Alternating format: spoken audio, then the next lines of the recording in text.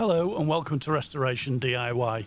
In this episode, I'll be making a bowl from a rough offcut of yew, casting 3 colour epoxy resin. This was another project which I had a clear idea how I wanted it to look, but as the project went on, things changed and it turned out to be something completely different. So without further ado, let's get into it.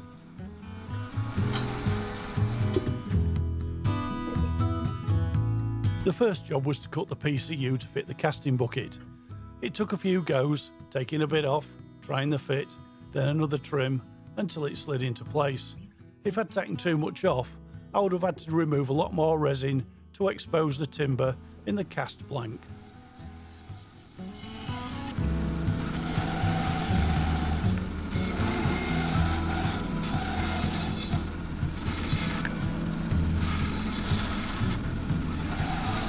And for those of you that may be thinking my fingers are getting close to the blade, I can reassure you that at no point were my digits in any danger. The camera foreshortens the view and the blade is very sharp. It was cutting the timber like a hot knife through butter. Timber cut, it was time for casting. The bucket was waxed to aid the release of the blank. This time I'm using finishing wax, but more or less any wax will do the job. Using a brass wire wheel, I removed the loose bark and any remaining dirt. If this isn't done, then it could ruin the end result, with bits breaking off or nasty voids that take hours to repair.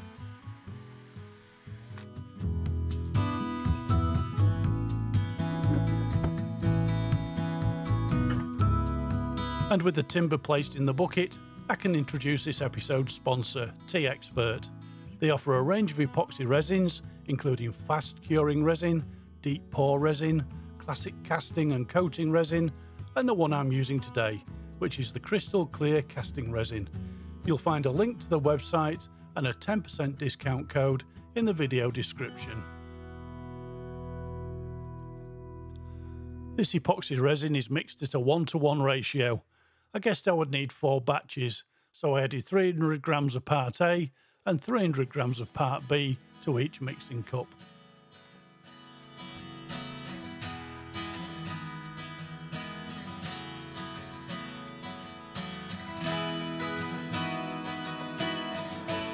And before mixing, I added the colours. I chose purple as the main base tone, which I added to 2 batches, then red and green added to the others.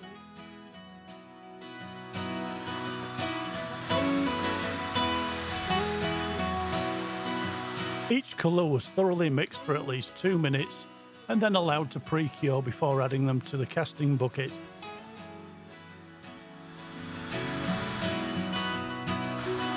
While I waited for the resin to pre-cure, I primed the timber with some of the resin. This will hopefully cut down on any fine bubbles and voids in the finished blank. Then very quickly the resin was ready to be poured. Pre-curing cuts down on the setting time in the casting bucket, thereby preventing the colours mixing as the batches heat up and convect. But if you leave it too long, it will set in the mixing cups, and that won't end well. Ask me how I know. I added each colour a bit at a time. The red mix was the hottest, and so I was keen to get it in as soon as possible. You can't hang around doing this. To be honest, every batch was beginning to gel. So with no time to waste, as soon as the last dregs of resin were in the bucket, I placed a scrap of timber on top and weighed it down, and the whole thing went into the pressure pot. I added around 50 to 55 psi and left it overnight to cure. It's the next day, and to be honest, I expected to see, and I was hoping, the casting would be full of thermal cracking, but it wasn't. The surface was solid, so maybe next time. Anywho, with the application of some compressed air, I was able to release the blank from the bucket, and after a quick inspection, I couldn't see anything wrong with it.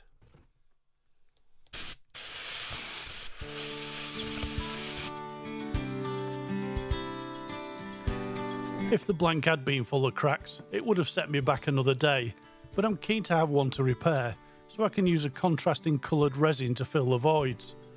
This will create a marbled effect in the finished piece. Perhaps I can do it with the next one.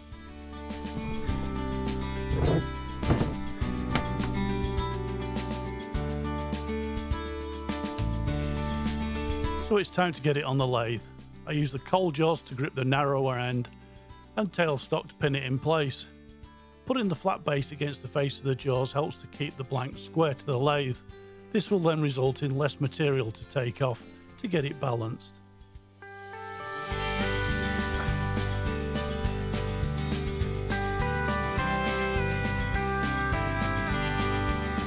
I wound the speed up to around 700 RPM.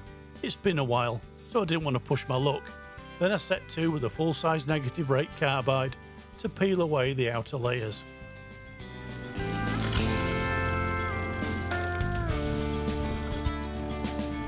While you watch me do the initial turn-in, I'll explain how I thought the project would turn out. I deliberately picked this piece of timber, knowing it filled the bucket, leaving little space for the epoxy resin, and it only took 4 batches to complete the casting. This was great because the shape I wanted to create was a hollow form, with a narrow base transitioning up into a sweeping curve outwards to a wide upper section, which would sweep into a flatter top with a narrow opening. Hollowing it out would have been a challenge, but no one said this hobby was easy.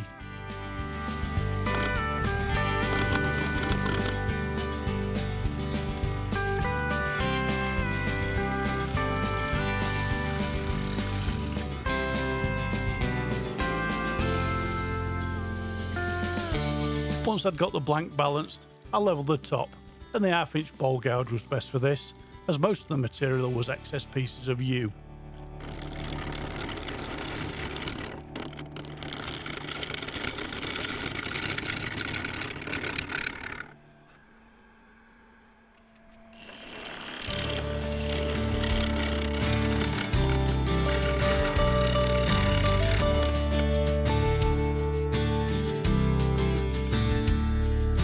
And with the top roughly flat, I cut a mortise so I could use my 4-jaw chuck and get the blank turned round.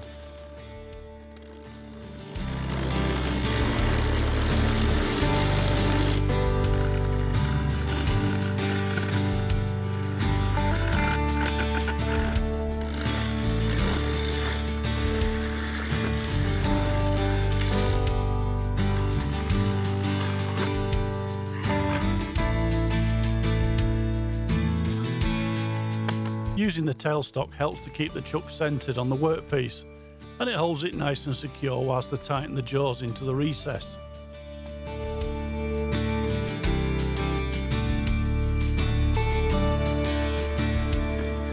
After turning the blank around, I could start to shape the base. With my original design still in mind, I began peeling away the layers to expose the timber underneath.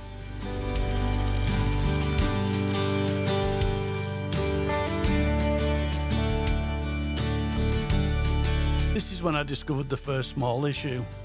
The timber had lifted away from the bottom of the casting, leaving this wedge-shaped piece of resin. I didn't like the look of it, so next, using the 1/4" parting tool, I cut away at the base to remove it.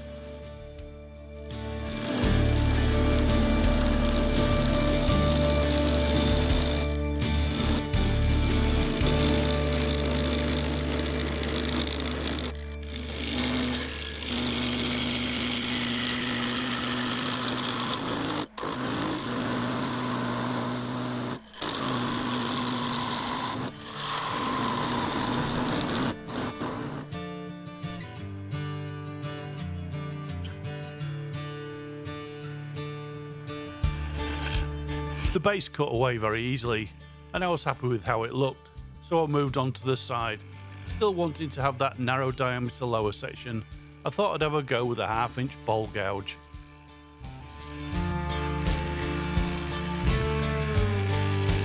Using a bowl gouge to remove the waste epoxy resin and timber isn't something I normally do, but this was going really well, and the quality of the cut was surprisingly good, so I continued, removing material, working my way down to the required size.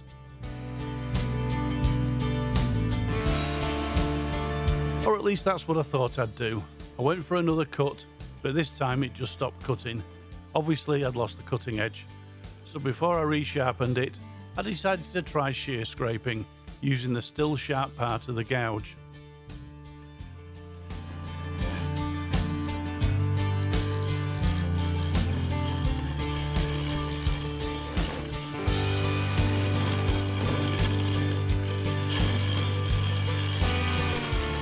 And what a disaster that was.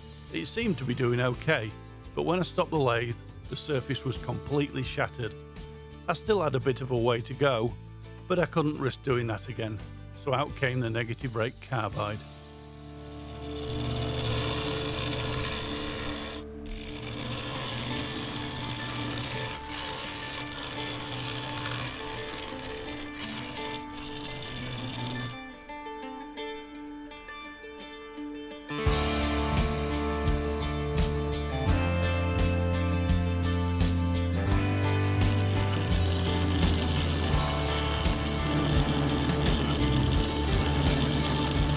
The carbide did a good job at cutting through the damaged surface, but it was slow, so I switched to the freshly sharpened large negative rake scraper. This was much better, but I quickly realised that if I continued down to the narrow base I was looking for, there wouldn't be any of the epoxy resin left. So I had a quick rethink, and I decided to make this a footed bowl. The hollow form would have to wait for another project.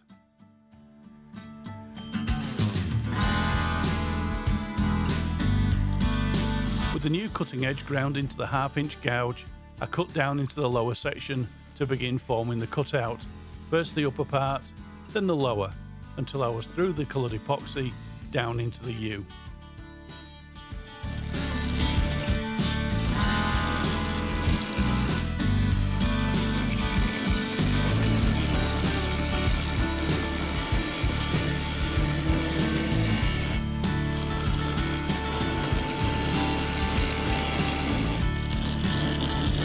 As I formed the shape of the cutout, the diameter of the foot needed to be reduced. For this I used a large negative rake scraper, squaring up the side of it with a skew chisel.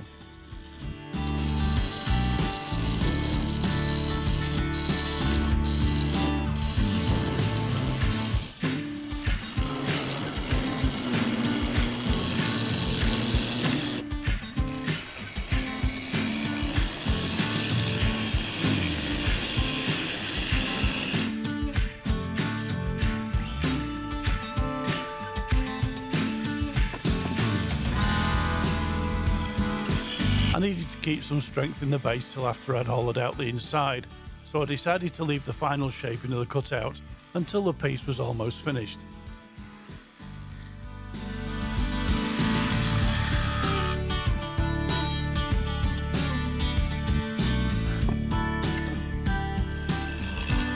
The side was next, so once more I tried the gouge, but this instantly blunted it.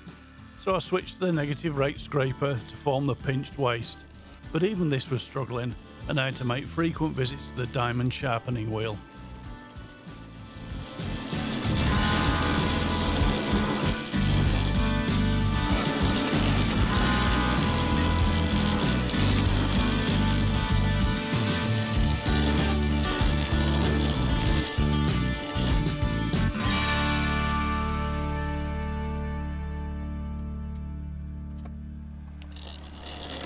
In this clip I had the camera a bit too close to the ribbons of material coming off the blade, but it does give you an idea of what it's like standing so close to the turning blank. I wear a Trend Air Shield Pro, which has battery powered filtration and a full face mask, which I have to keep wiping so I can see what I'm doing.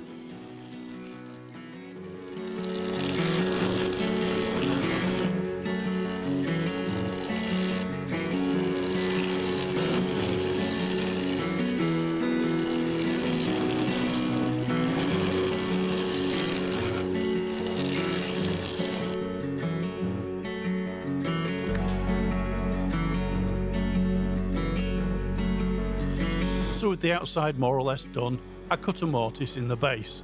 I did this in the usual way, first up the 1/4 inch parting tool to define the outer edge, then the dovetail cutter to cut the dovetail, and the gouge to clean out the inner part. This was followed by a quick heart-stopping moment when the blank came off the chuck.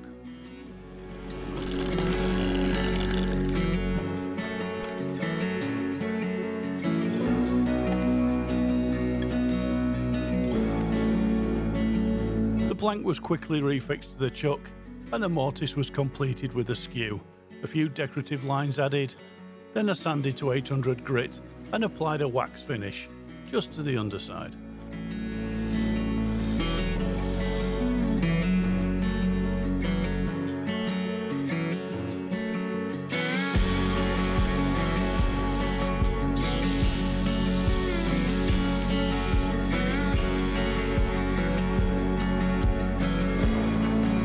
Turning the blank around, I could hollow out the inside. I used 40 and 75mm Forstner bits to open up the centre. This saves a huge amount of time and I think it's a bit safer.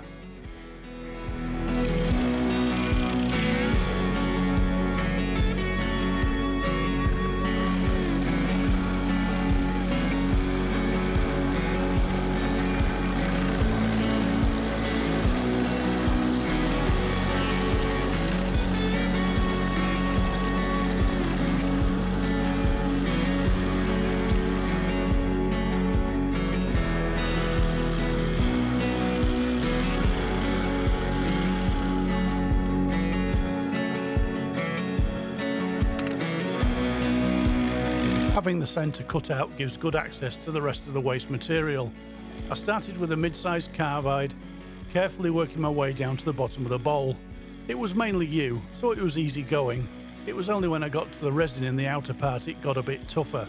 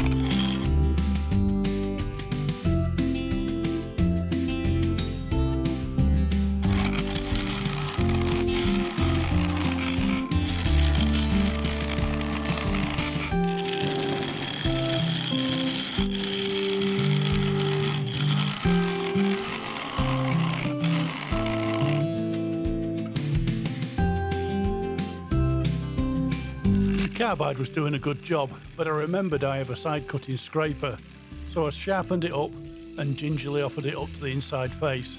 It dug in, but to my surprise it didn't catch. It ripped at the U and resin, but as good as it was, I decided to quit whilst I was ahead, and I went back to the mid-sized carbide.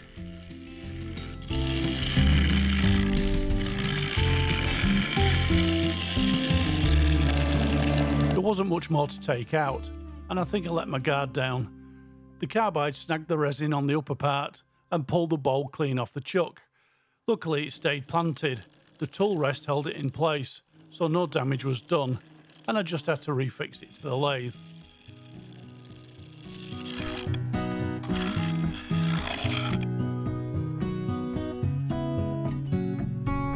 A final go with a skew to clean up the rim, and the inside was done.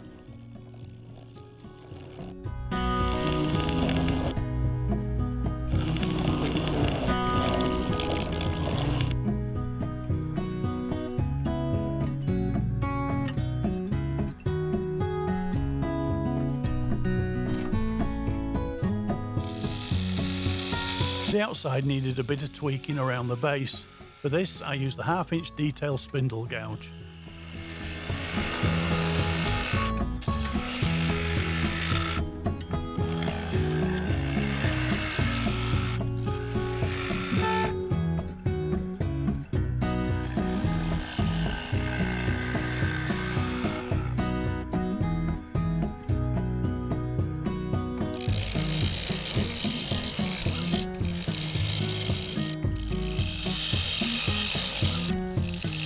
Two more finishing cuts and the bowl was done. Then I sanded inside and out from 80 grit to 800, continuing up to 3000 grit just on the resin.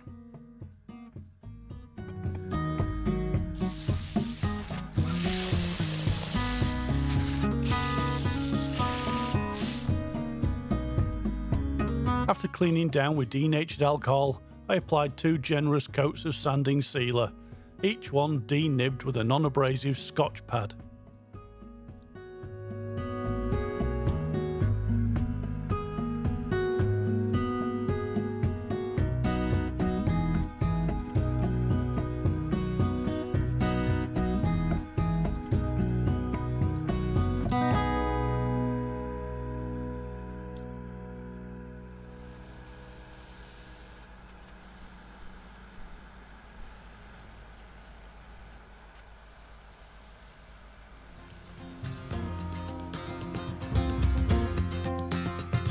Next up, Yorkshire grit. A single application, thoroughly cleaned away until no more residue is picking up on the paper towel.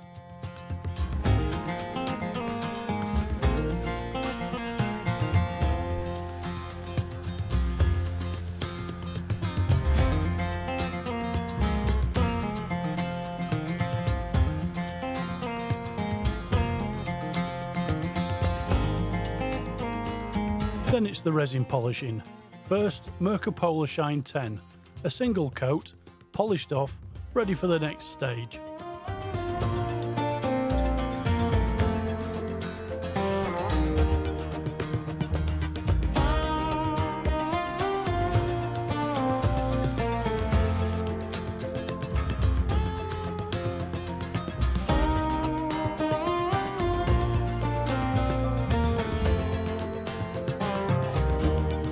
Polar Shine 5, another single coat, polished off with fresh paper towel to leave a deep shine.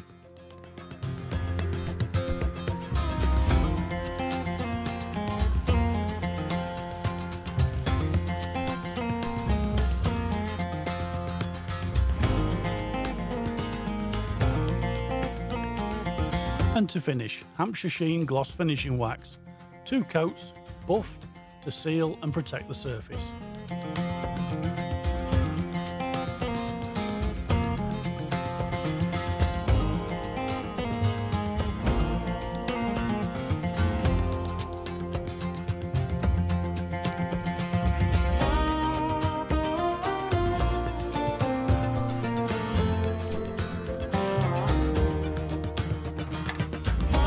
That's it, another project finished.